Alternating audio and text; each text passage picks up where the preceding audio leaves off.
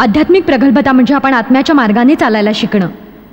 Bible म्हणतं जर तुम्ही आत्म्याच्या मार्गाने चालाल तुमच्या शरीराची वासना पूर्ण करू शकणार नाही. तुम्हाला सांगू, शरीराची वासना ही कधीही निघून जाणार नाही. जोवर आपलं शरीर आहे त्याला वासना असणार आणि चुकीच्या गोष्टी हव्या असणार. आत्म्याचं फळ म्हणजेच आत्मसंयमाच्या फळासाठी देवाचे आभार. आमेन. आपण स्वतःला नियंत्रित करत नाही तर आपण पवित्र आत्म्याच्या शक्तीने नियंत्रित होतो. आपण आत्मसंयमाने कार्य करू शकतो. आपल्याला दोन पर्यायांना सामोरं जावं लागतं, शरीराच्या मार्गाने चालणं किंवा आत्म्याच्या मार्गाने चालणं. शरीराच्या मार्गाने चालायचं की आत्म्याच्या मार्गाने चालायचं. शरीराच्या वासना पूर्ण न करण्याचा फक्त एक मार्ग आहे आणि तो म्हणजे आत्म्याच्या मार्गाने चालणं निवडणं. जेव्हा आपण आत्म्याच्या मार्गाने जातो तेव्हा शरीराला ते आवडत नाही. एखाद्या बाळाप्रमाणे ते चिडचिड करतं जेव्हा त्याला त्याचा मार्ग मिळत नाही. एखाद्या व्यक्तीचं शरीर विशेषतः सुरुवातीला त्याच्याबरोबर व्यवहार करत असताना आपल्या पद्धतीने चिडचिड व्यक्त करतं. जर आपण आत्म्याच्या मार्गाने गेलो तर आपल्याला आत्म्याचं फळ मिळेल. जर आपण शरीराच्या मार्गाने गेलो तर आपल्याला शरीराचं फळ मिळेल. बायबल म्हणतं जर आपण शरीराच्या मार्गाने गेलो तर आपला नाश, ऱ्हास आणि विध्वंस होईल. जर आपण आत्म्याच्या मार्गाने गेलो तर आपल्याला जीवन, शाश्वत जीवन किंवा चिरस्थायी जीवन मिळेल. ओस्वाल्ड सँडल्स एक लेखक आणि एक धर्मसेवक म्हणतो, ही एक गोष्ट आहे की तुम्ही ख्रिश्चन जीवनातून बाहेर पडता, पण दुसरी गोष्ट आहे तुम्ही सुसंगतीने रोज देवाच्या मार्गाने चालता. मला ते पुन्हा सांगायचंय. ही एक गोष्ट आहे की तुम्ही ख्रिश्चन जीवनातून बाहेर पडता, पण दुसरी गोष्ट आहे की तुम्ही सुसंगतीने देवाच्या मार्गाने चालता. ख्रिस्ती धर्म हा फक्त रविवार सकाळसाठी मर्यादित नाहीये. मी खूपदा हे म्हटलंय, पण मला वाटतं आपल्याला या भ्रमातून बाहेर यायला हवं की आपण दर रविवारी चर्चमध्ये गेलो तर तो आठवडा चांगला जाईल. कारण देवाला आपल्या संपूर्ण आयुष्यावर राज्य करायचं आहे. रोमकरांस पत्र 12 म्हणतं, देवाच्या करुणेमुळे तुम्हाला विनवतो की तुम्ही आपली शरीर जिवंत, पवित्र व देवाला गहनीय यज्ञ म्हणून समर्पित करावी. हीच तुमची आध्यात्मिक सेवा आहे. बायबल म्हणतं की देव अशा भक्तांच्या शोधात आहे जे त्याची आत्म्याने आणि सत्याने प्रार्थना करतील. आपण प्रार्थनेच्या शक्तीविषयी बोललो, पण प्रार्थनेला काही किंमत नाही जोवर ती भक्ताच्या हृदयात नाही येत नाही. भक्त हा फक्त दर रविवारी गाणं गाणारा कोणीतरी नसतो, पण एक भक्त देवाची प्रार्थना त्याच्या जीवनशैलीत करतो. मी देवाच्या दयेने तुमची विनंती करते की आपण ते आपल्या शक्तीने करू शकत नाही. देवाच्या वैभवाने आणि दयेने पौल म्हणतो, मी विनंती करतो तुम्ही तुमची शरीर अर्पण करा एक जिवंत बलिदान म्हणून, आणि तुमच्या जाणीवा, तुमचा स्नेह, तुमचे विचार, तुमचे शब्द, तुमची वृत्ती, आपल्याशी संबंधित प्रत्येक गोष्ट ऑल्टरवर ठेवून देवाला समर्पित केली पाहिजे. आपल्याला यातून काय मिळेल? पण शांती, आनंद, समाधान, एक तृप्ती तुमच्या कल्पनेपलीकडची. कारण कुठलीही व्यक्ती तृप्त असू शकत नाही जोवर ती तिच्या जीवनात देवाच्या मर्जीने येत नाही. असे कितीतरी असमाधानी लोक आहेत, कितीतरी असंतुष्ट लोक आणि बरेचसे लोक जे लोक देवाच्या मर्जीमध्ये चालत नाहीत आणि देव त्यांना आशीर्वाद देईल अशी अपेक्षा करतात. हे मी करण्यासाठी निवडलंय देवा, कृपा कर. पण ते त्या पद्धतीने काम करत नाही. तुम्ही त्या डोंगराला 1000 प्रदक्षिणा घाला, पण देव तरीही तीच गोष्ट सांगत राहील. तो आपला विचार बदलणार नाही. तुम्हाला तुमचा विचार बदलावा लागेल. आमेन. हे आश्चर्यकारक आहे, कशा आपल्याला काही गोष्टी ऐकाव्या लागतात पुन्हा पुन्हा पुन्हा पुन्हा, आणि एके दिवशी ते आपल्या आत मुरतात. एक स्त्री जिला मी काही काळापासून ओळखते, तिने मला मध्यंतरात येऊन सांगितलं, मला माहीत नाही पण जेव्हा या सभेमध्ये मी तुम्हाला पुन्हा पुन्हा हे म्हणताना ऐकलंय, पण ती म्हणाली जेव्हा तुम्ही यावेळी म्हणाला देव माझ्याशी बोलला. मी म्हटलं काय काय म्हणाला तो? ती म्हणाली की मी माणसं बदलू शकत नाही.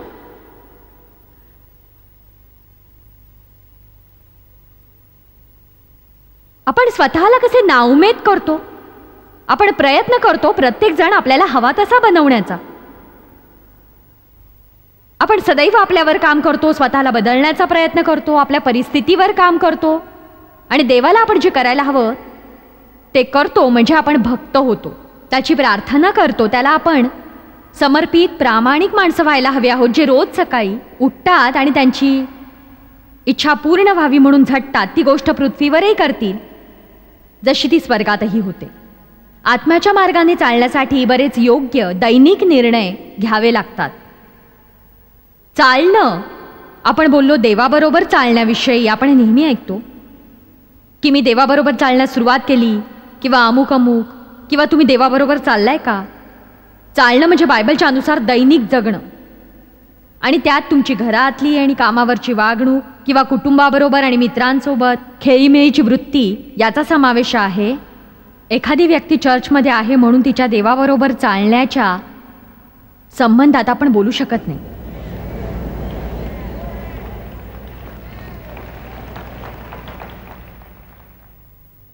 तुम्ही चर्चमध्ये कोण आध्यात्मिक आहे हे पाहू शकत नाही. तुम्ही लोकांना त्यांच्या दैनिक जीवनात बघायला हवं. तुम्ही त्यांना संकटात आणि आपत्तीच्या काळात बघायला हवं. तुम्ही बघायला हवं जेव्हा कुणीतरी त्यांना हवी असलेली गोष्ट करत नाही त्यावेळी ते परिस्थिती कशी हाताळतात. तुम्ही त्यांना कुरूप गोष्टींवर प्रेम करताना पाहायला हवं. हालेलुया. देव सगळं काही पाहत असतो. बायबल म्हणतं त्याच्यापासून काहीही लपलेलं नाही. अशी वेळ येईल जेव्हा सर्व काही जे लपलेलं आहे ते बाहेर येईल आणि आपण ते प्रकाशात पाहू शकू. जसं मी आज म्हटलं, पौलाला त्या बिंदूपर्यंत पोहोचण्यासाठी किती वेळ लागला जेव्हा तो म्हणू शकला मी आता जगत नाहीये पण ख्रिस्त माझ्यात जगतोय. त्याला कशातून जावं लागलं असेल. हे त्या मुलीसारखं आहे जी खूप वर्षापूर्वी माझ्याकडे आली, अस्वस्थ होती. ही घटना त्या काळची आहे जेव्हा माझ्या सभा छोट्या असायच्या आणि मला सांगावं लागायचं जर तुम्हाला मी तुमच्यासाठी प्रार्थना करावी असं वाटत असेल तर समोर या. आता ते शक्य नाही. आम्ही पुढच्या आठवड्यात घरी जाणार आहोत. मी तिला म्हटलं जर तुला मी तुझ्यासाठी प्रार्थना करावी वाटत असेल समोर ये. ती चिडली होती. मला दिसत होतं ती अतिशय अस्वस्थ होती आणि तिने हात कमरेवर ठेवले आणि ती म्हणाली मला माझे पैसे परत हवेत. मी म्हटलं पैसे परत हवेत म्हणजे तुला काय म्हणायचंय. ती म्हणाली ही गोष्ट काम करत नाही. मी 2 आठवडे प्रयत्न करतेय आणि काही घडत नाहीये. मी इतकंच करू शकले. मी तिच्या तोंडावर हसले नाही. आपण 40 वर्ष पाप दुराचार सैतानाच्या मार्गाने जाण्यात घालवलीत आणि आता चिडलात कारण देवाने आपलं जीवन सुधारलं नाही, तेही फक्त 2 आठवड्यात. जेव्हा तुम्हाला किमती मोती सापडतो तेव्हा तुम्ही सगळं विकून तो मोती विकत घेण्याची तयारी ठेवा. येशूसाठी सगळं मौल्यवान आहे. काही गोष्टी तो आपल्याला सोडायला सांगतो जेणेकरून आपण त्याची सेवा करू जी नगण्य आहे. ज्या गोष्टी आपण पकडून राहतो त्याच गोष्टी आपला आनंद हिरावून घेतात. जगात असं काही नाही जे आपल्याला खरंच तृप्त आणि समाधानी ठेवेल. मला परवा नाही तुम्हाला आता काय हवं याबद्दल, तुम्ही काय विचार करता याची. देव तुम्हाला ते देऊ शकेल आणि ती नैसर्गिक गोष्ट तुम्हाला थोड्या काळासाठी आनंदी ठेवेल आणि तुम्हाला दुसरी गोष्ट लागेल कारण शरीर हावरं असतं आणि त्याला फक्त एकच शब्द माहीत असतो, जास्त जास्त जास्त जास्त. हालेलुया. तुम्ही त्याला कितीही द्या पण काही काळानंतर त्याला थोडं जास्त लागणारच. आपल्याला दैनंदिन निर्णयातले किती निर्णय श्रद्धेने घ्यायला हवेत कारण त्यांना मनाच्या लेखी काही अर्थ नसतो. लूक 5 मध्ये पहा, वचन 1 पासून सुरुवात करू. लूक 5 वचन 1. नंतर असे झाले की लोक समुदाय त्याच्याजवळ गर्दी करून देवाचे वचन ऐकत असता तो गनेसरेत सरोवराच्या किनाऱ्याशी उभा होता. तेव्हा त्याने सरोवराच्या किनाऱ्याला लागलेले 2 मचवे पाहिले. त्यावरील कोळी खाली उतरून जाळी धुत होते. त्या मचव्यापैकी एक शिमोनाचा होता. त्यावर चढून तो किनाऱ्यापासून थोडासा लोटावा म्हणून त्याने सांगितले. मग तो मचव्यात बसून समुदायास शिक्षण देऊ लागला.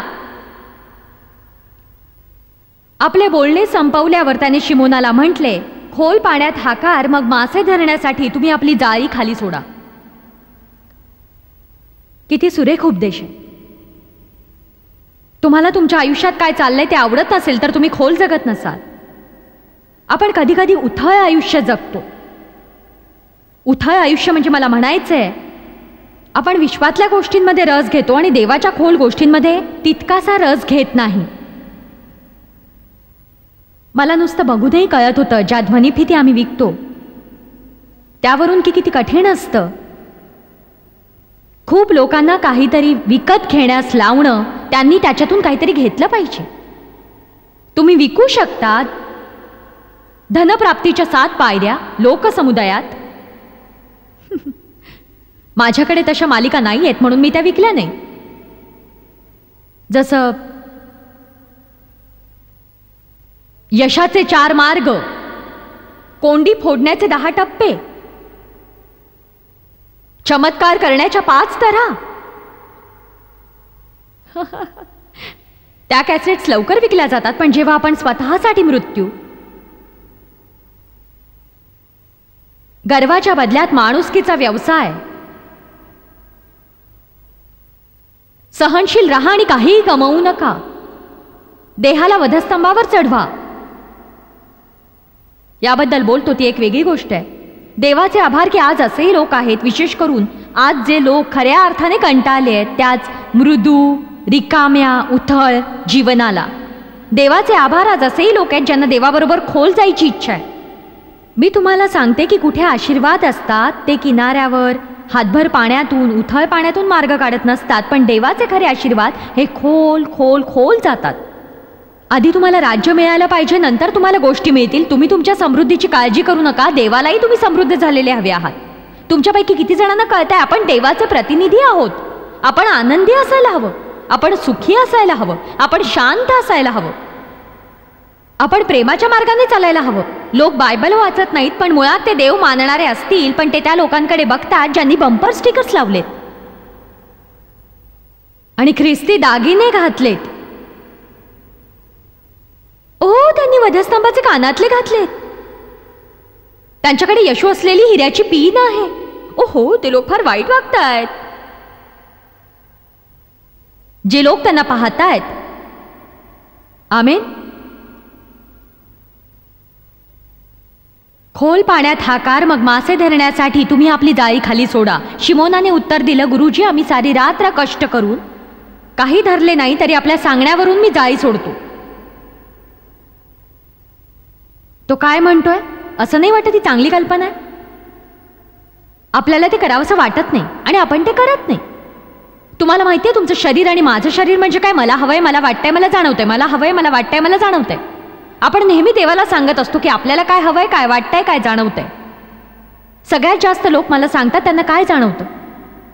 मला नाही वाटत देव माझ्यावर प्रेम करतो, पण तुम्हाला काय माहिती आहे? मला नाही वाटत की मी कधी या कोंडीतून बाहेर पडू शकेन, पण तुम्हाला काय माहिती आहे? आपण आपल्या भावनांच्या देवासमोर झुकणारे आहोत. जर तुम्ही देवाच्या वचनावर विश्वास ठेवून स्वतःच्या तोंडाने कबूल केलं तर तुमच्या भावना पोचतील. पण जर तुम्ही वाट पाहिलीत की तुमच्या भावनांनी तुम्हाला काय योग्य आणि काय अयोग्य सांगावं, तर तुम्ही तिथेच राहाल. ते दमले होते, त्यांनी मासे पकडण्याचा प्रयत्न केला, पण त्यांना मासे मिळाले नाहीत. येशू म्हणाला, तुम्हाला मिळाले नाहीत कारण तुम्ही पुरेशा खोल पाण्यात गेला नाहीत. चला मुलांनो, त्या बोटी पुन्हा बाहेर काढा, पुन्हा जाळी खोल सोडा, खोल पाण्यात जा. येशू, आम्ही दमलो आहोत, आम्ही नुकतीच ही जाळी बाहेर काढली, आम्ही रात्रभर काम केलं, पण मासे मिळाले नाहीत. आम्हाला नाही वाटत ही चांगली कल्पना आहे. मग पेत्र म्हणाला, केवळ तुझ्या शब्दाखातर मी जाळी पुन्हा खोल पाण्यात सोडेन. यालाच आत्म्याच्या मार्गाने चालणं म्हणतात. आपल्याला काय वाटतं याचा विचार न करता देव जे म्हणेल ते आणि देव जे म्हणतो ते करायचं. आपल्याला ते हवंय की नकोय याचा विचार न करता देव जे म्हणतोय ते करायचं. आता मला या मुद्द्यावर बोलू द्या.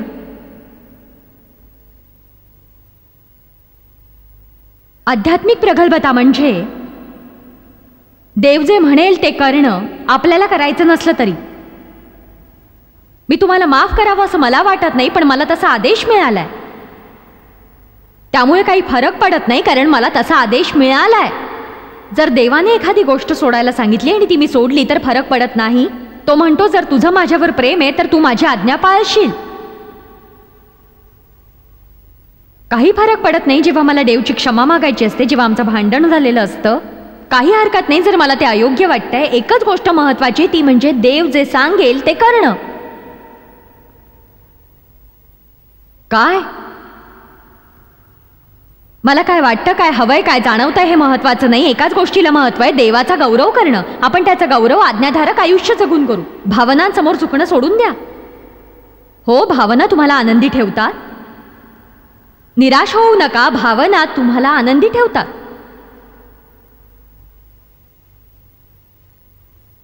मग त्यांनी तसे केल्यावर, वचन 6, मग त्यांनी तसे केल्यावर येशू काय म्हणाला?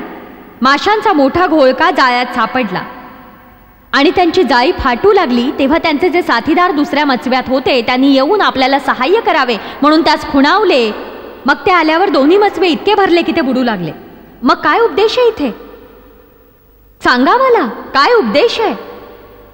जेव्हा आपण खोलात जाऊन बाहेर येऊ आणि मनापुढे, इच्छांपुढे, भावनांपुढे न झुकता आपण देव जे म्हणतोय ते करू, तेव्हा आपल्या जीवनात प्रचंड प्रमाणात आशीर्वाद येतील, जे फक्त आपल्या गरजा भागवणार नाही तर आपल्या जीवनात इतके आशीर्वाद येतील की त्यातले खूप आपल्या ओळखीच्या माणसांना आपण देऊ शकू. जेव्हा मी आशीर्वादित म्हणते तेव्हा मी फक्त भौतिक धनाविषयी किंवा भौतिक आशीर्वादाविषयी बोलत नाही. आपल्याकडे इतकी शांती असायला हवी की आपण आपल्या अडचणीच्या परिस्थितीत शांती स्थापन करू शकू. आपल्या जीवनात इतका आनंद असायला हवा की जर आपण दुःखी, धैर्य खेचलेली, निराश व्यक्ती पाहू तर आपण आपला आनंद त्यांच्यात वाटू आणि ते तो उपभोगतील. आपल्याकडे शहाणपण असायला हवं, जिथे दरवेळी गोंधळलेले, काय करायचं माहीत नसलेले नको आहोत आपण. आमेन. इब्री अध्याय 9 वचन 8. जुन्या करारामध्ये मंदिर असं उभारलं गेलं, बाहेरील भाग, आतील भाग आणि पवित्र स्थान, किंवा बाहेरील भाग, पवित्र स्थान आणि परमपवित्र स्थान.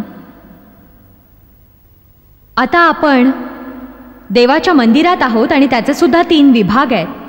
आपल्याकडे शरीर आहे, आपल्याकडे आत्मा आहे, आपल्याकडे अंतरात्मा आहे.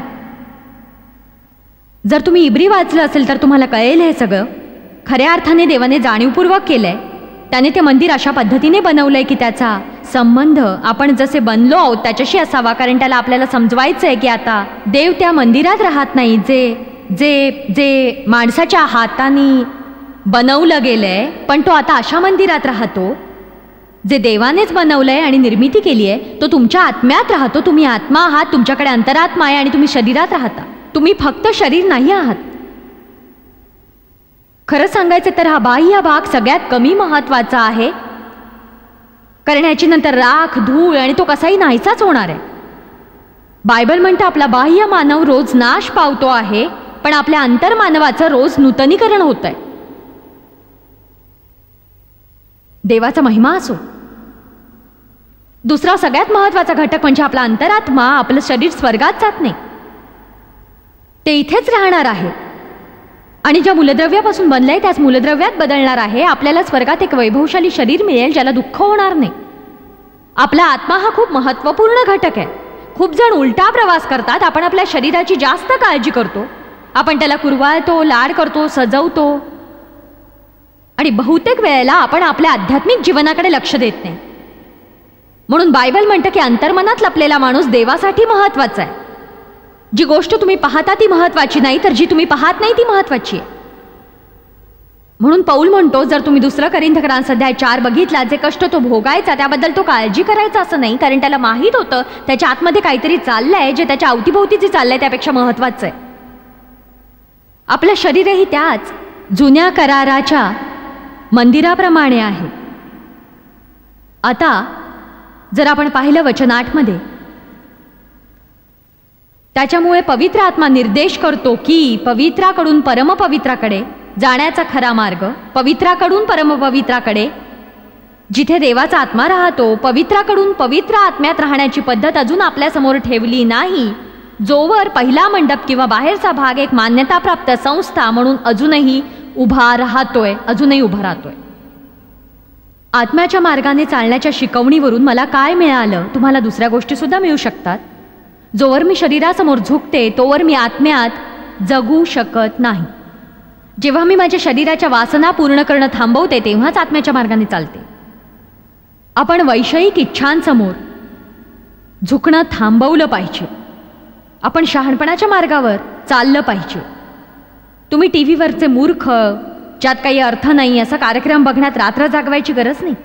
मी पहाटे 2 वाजताची गोष्ट करते आणि दुसऱ्या दिवशी उठून तुम्हाला झोप मिळाली नाही म्हणून तुम्ही कुटुंबियांवर चिडचिड करता.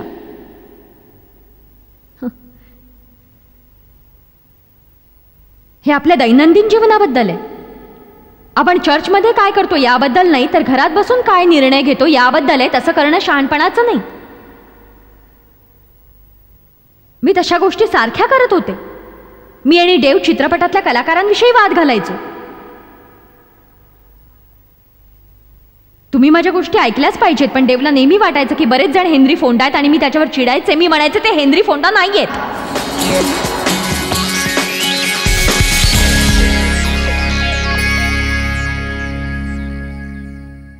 माणूस म्हणून आपण आपल्या समस्यांचं काय करू शकतो हे शोधण्याची एक प्रवृत्ती असते किंवा गोष्टी बदलण्यासाठी आपण काहीतरी करत असतो.